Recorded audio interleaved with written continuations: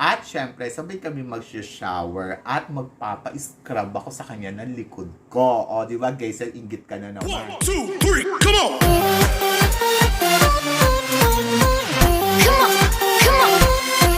Hello, beautiful people! Welcome to my vlog. This is your Mama Sam. Hola, mga amigo, amiga, kumari, kumpare. Kamusta kayong lahat? Sana lahat kayo ay okay at safe ngayong araw na to. Oh my gosh, kamusta na kayo? Balita ko nakakulong din kayo katulad ko. Di ba? Pare-parehas na lang tayo nakakulong. Kahit saan kang pumuntang lugar, pag talagang ito ang kalaban mo, ikukulong at ikukulong ka. Katuwa. So, walang makakaligtas dyan. So, yon. So, kanina pa ako paikot-ikot dito sa loob ng bahay ko. Hindi ko alam kung saan ako pupwesto. Kasi hindi ko makita yung tamang angulo ng kung saan ba ako gaganda ng bonggang-bongga. Diba? Yun. So, dati naalala ko dito ako nagbablog. Yung nagsisimula pa lang ako maging vlogger doon sa Sam Brusas Crown. Ito yung background ko. Nilalabahan naman siya every year. Siguro mga isang beses sa isang taon. No? Ang hirap nilalabahan nito, ang bigat-bigat. Siguro mga 100 kilos. Nakakaloka. Ang bigat nito, sobra. Tapos kailangan yung malaking washing machine ang gagamitin mo dyan. Tapos bukod doon, ang hirap pa ikabit, ang hirap tanggalin. Kaya siguro nilalaban lang talaga siya every 6 months. So yun, so inatin na ako ng inatin dyan, di ba? Nakakaloka. So yun, so medyo mamahalin kasi itong curtain na to. Alam niyo naman ako, hindi naman ako mayaman, mukha lang mayaman. Oh, charot. So yun, so nakakaloka, padami ng padami ang cases natin ngayon. Buti pa ang cases tumataas, pero yung views ko sa channel hindi tumataas. Pa ang mga views ko sa channel kung tumaas ang mga cases natin.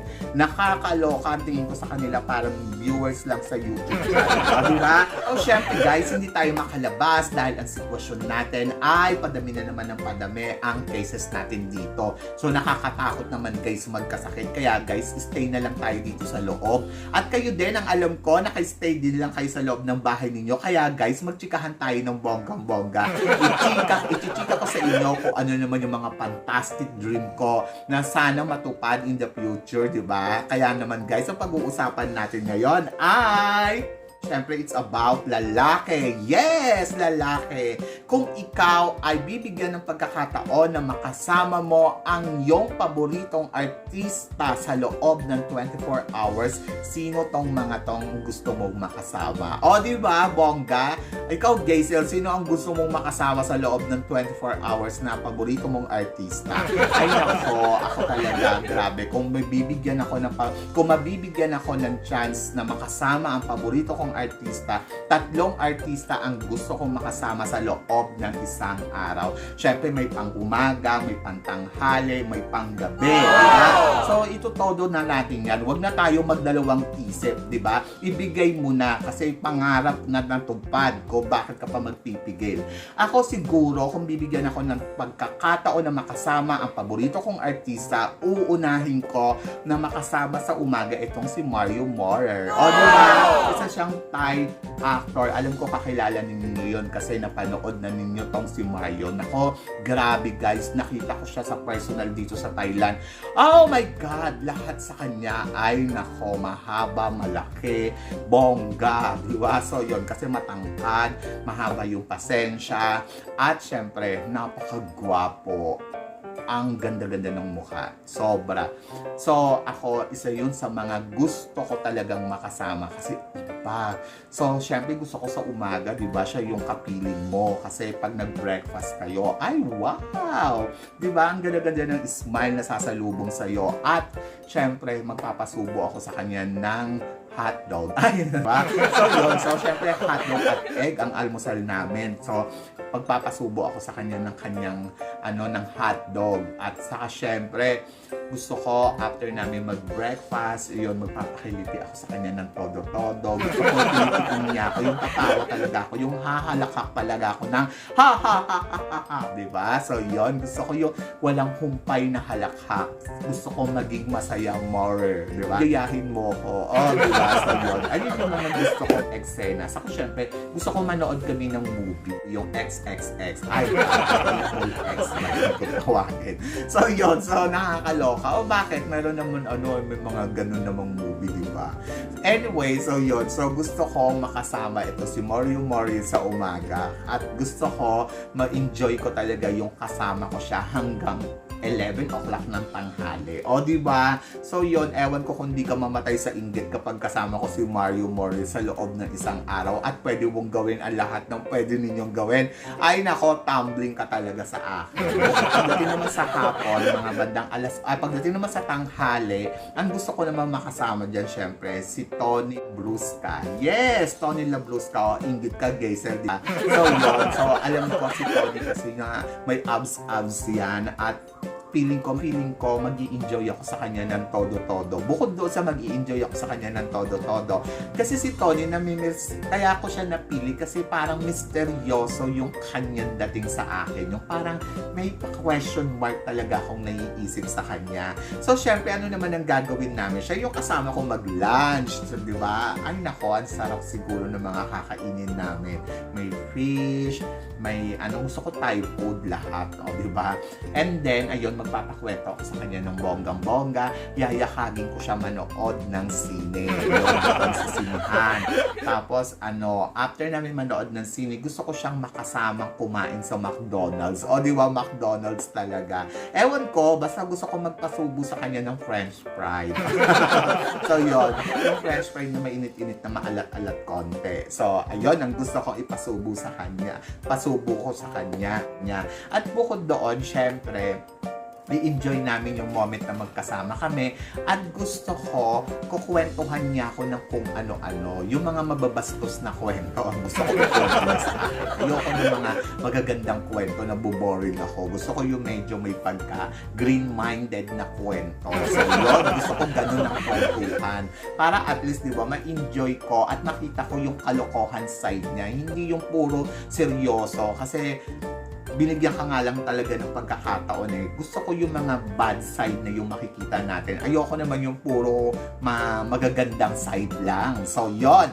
And then, of course, pagdating na ng alas 6 na ng gabi, magpapaalam na ako kay Tony at pupunta na ako dito sa gusto ko uling makasama pang gabi. Ito ay wala nang iba kundi si Jerome Ponce. Yes! Nako, I love him. After kong mapanood yung mga movie niya, ay nako, naging paborito ko na talaga itong si Jerome Ponce. So, syempre, siya yung makakasama kong mag-dinner. Syempre, kakain kami sa, alam mo yun, gusto ko yung nasa tahimik na lugar lang kami, tapos may mga light, may mga candle, parang kaming dalawa lang ang talagang nag-uusap doon. At gusto ko kwentuhan niya ako ng mga bagay-bagay habang kumakain kami. Syempre, magpapasubo din ako sa kanya ng kanin. Gusto ko yung mga ganang eksena. Subuan mo ko, susubuan kita. Ayun! And then, after, syempre, sasama ko na siya doon kung saan kami mag-i-stay. At syempre, sabay kami mag-shower. At pa-scrub ako sa kanya ng likod ko. O, di ba, guys, ingit ka na naman. So, yun, gusto ko sabunan yung likod ko at sasabunan ko rin siya ng bongga-bongga. Maglaro kami ng bubbles. Di ba? Yun. Ang saya-saya siguro nun, no? Di ba? Parang papaliguan ka niya, papaliguan kita. And then, after namin matapos na maligo, syempre, manonood kami ng movie. Pero hindi naman XXX ang papanoorin namin. Syempre, ang papanoorin namin yung mga nakakatawa para ma-enjoy naman namin yung movie. Pero, after namin manood ng movie, syempre, tabi na kami sa kama. Gusto ko basahan niya ako ng Cerex. Diba? So, yun. So, ayoko ng fairy tale. Gusto ko Cerex. O, diba? Para ma-enjoy naman namin yung gabi namin. At saka, syempre, gusto ko makita kung paano siya matulog, kung ano yung ginagawa niya, kung humihilig ba siya, kung nakatagilid ba siya, o kung paano yung posisyon niya sa pagtulog. O, diba? Ano lang, para ka lang doon obsessed. So, yun. So, sila yung mga artistang gusto kong makasama sa loob ng 24 hours. Ito nga si Mario Morer ng Thai actor, and then si Tony Labrusca, at saka syempre si Jerome Ponce. Kasi si Jerome Ponce yung gusto kong makasama matulog kasi gusto kong maramdaman yung love na meron siya. O, di ba, bongga? Ingiteran for sure dyan si Geisel dahil gusto niya talaga rin makasama yon. Pero ako lang nabigyan ng pagkakataon sa dream ko. O, di ba? So, yon. So, ganun lang talaga. paminsan-minsan mangarap ka din para mali mo matupad yung pangarap mo. So wala namang masamang mangarap. Sabi ng ganun, pag nangarap ka na, itodo mo na. Kaya ito na, todo na ang pangarap ko at hindi ko na siya babawiin. So yun, so ganun talaga. Ganun lang yung pwede mong gawin. Sila yung tatlong lalaki na gusto kong makasama sa loob ng 24 hours. O, di ba? So yun, so alam ko mahalabo siyang matupad, but malay mo in the future biglang natupad yung wish mo. O, di ba?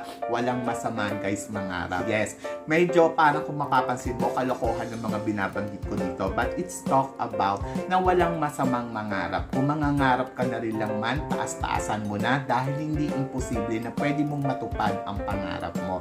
Sabi nga ganon, noon na matupad yon.